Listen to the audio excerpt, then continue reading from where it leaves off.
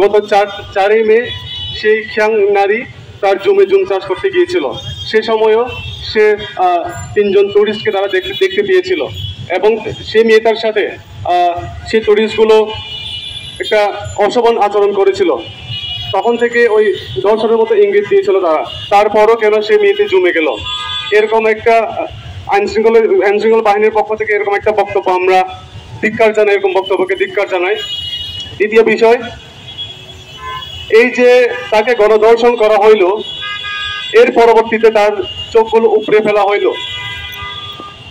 এটা একমাত্র সম্ভব হতে পারে তাদের দ্বারায় যারা পাহাড়িদের মানুষ মনে করে না, পাহাড়ি নারীদের তারা একটা ব্যবহারযোগ্য বস্তু মনে করে, তারা পুরো পার্বত্য চট্টগ্রামকে তারা একটা চিড়িয়াখানা মনে করে, তাদের দ্বারা এই কাজগুলো করা সম্ভব। এখন আমাদের কষ্টের জায়গায় একটাই, যে খিয়াং নারী যে ধর্ষণ হইল, আজকে ঢাকা বিশ্ববিদ্যালয়ে রাত জাগবে না। আজকে সারা বাংলাদেশ খিয়াং নারীর বিচারের দাবিতে বা দর্শকদের শাস্তির দাবিতে আজকে সারা বাংলাদেশ রাত জাগবে না। আমাদের পক্ষ হয়ে কথা বলার কেউ নেই। বরং এমন হয়েছে ঢাকা বিশ্ববিদ্যালয়ের বিভিন্ন শিক্ষার্থী এবং বাংলাদেশের সাধারণ বাঙালি জনগোষ্ঠী এই ধর্ষণকে তারা জাস্টিফাই করেছে। তারা বলে থাকে এই ধর্ষণ বৈধ, কারণ পাহাড়িরা সন্ত্রাসী, তারা দেশভাগ চায়, তারা বাংলাদেশে তারা আলাদা হতে চায়, সুতরাং তাদেরকে ধর্ষণ করা বৈধ। এখানে যে টুরিস্ট বাঙালিগুলো পাহাড়ে যায়, আপনারা খোঁজ নিলে জানতে পারবেন থানচির দিকে খিয়াং যে জনগোষ্ঠীগুলো আছে, একটা বাঙালি টুরিস্ট আসলে তারা কিভাবে তাদেরকে আপ্যায়ন করে, তাদের যা আছে মুরগি থেকে শুরু করে ছাগল তারা বিনামূল্যে কেটে খাওয়ায়। পাহাড়ি জনগোষ্ঠীরা বাঙালিদের কখনো শত্রু মনেই করে না। তারা সবসময় এরকম বন্ধুভাবে তারা আপ্যায়ন করে থাকে। কিন্তু দুর্ভাগ্যবশত দেখা যায় সেই টুরিস্ট পর্যটকেরাই আজকে আমার বোন খিয়াং নারীকে তারা তার প্রাণ কেড়ে নিয়ে গেল। এখন যে বিষয়টা হলো, তার যে ছোট ছোট বাচ্চাগুলো আছে তারা কি ভাববে, তারা কি হয়ে উঠবে? তাদের মা আজ অকালে দর্শকদের হাতে প্রাণ হারাইতে হইল।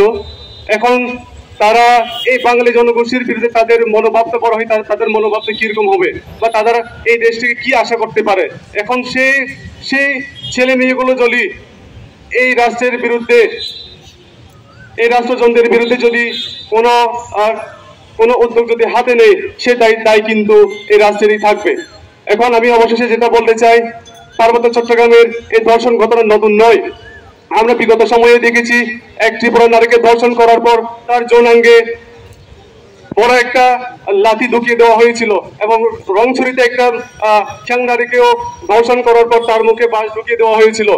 এরকম ঘটনা অহরহ। কিন্তু দুর্ভাগ্যবশত এতগুলো সেনা ক্যাম্প, পাহাড়ের 400-টার অধিক সেনা ক্যাম্প, অথচ আমার পাহাড়ি বোনকে তারা নিরাপত্তা দিতে পারে না।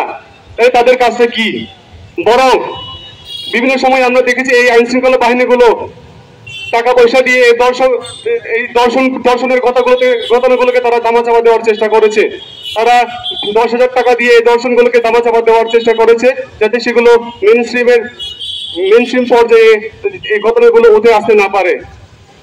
তো বিষয়টা যেটা বলতে চাই, পার্বত্য চট্টগ্রামের এই সমস্যাগুলো সমাধান করার জন্য আমাদের কাছে একটাই সমাধান আছে বলে মনে করি, পার্বত্য চট্টগ্রাম চুক্তির পূর্ণাঙ্গ বাস্তবায়ন করা।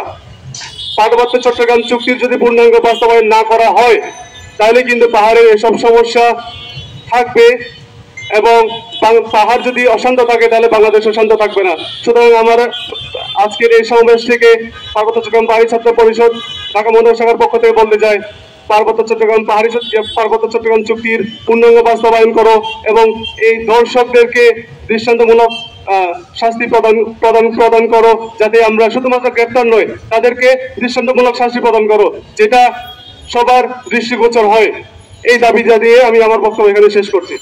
ওয়ালটন আবারও মিলিনিয়ার অফারে ওয়ালটন ফ্রিজ কিনে আপনিও হয়ে যেতে পারেন মিলিয়নিয়ার। মিলিনিয়ার ছড়াছড়ি দেশ জুড়ে, এটা শুধু ওয়ালটনই পারে।